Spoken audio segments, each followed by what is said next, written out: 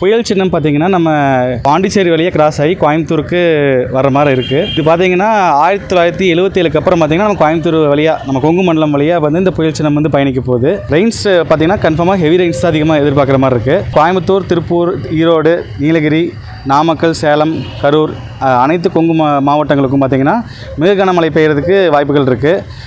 மிக கனமழைன்னு பார்த்திங்கன்னா ஒரு 15 சென்டிமீட்டர்லேருந்து ஒரு 25 சென்டிமீட்டர் வரைக்கும் எதிர்பார்க்கலாம்.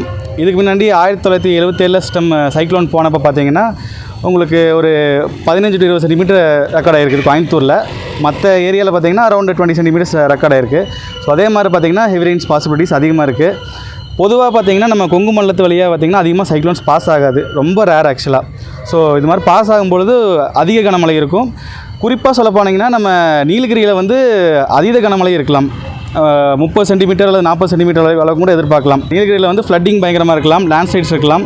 ஸோ நீலகிரி மட்டும் பார்த்திங்கன்னா 1, 2, 3 டிசம்பர் இந்த 3 நாட்கள் பார்த்திங்கன்னா அது போகிறத தவறுங்க. இப்போ வானிலை ஆய்வு மையம் பார்த்திங்கன்னா இப்போ ஃபஸ்ட்டு ப்ரையாரிட்டி வந்து நம்ம கோஸ்டல் அது கடலோர பகுதிகளுக்கு தான் கொடுப்பாங்க. ஏன்னா அங்கே பார்த்திங்கன்னா ஒரு 30 to 40 சென்டிமீட்டர் மழை அளவுக்கு எதிர்பார்க்கலாம்.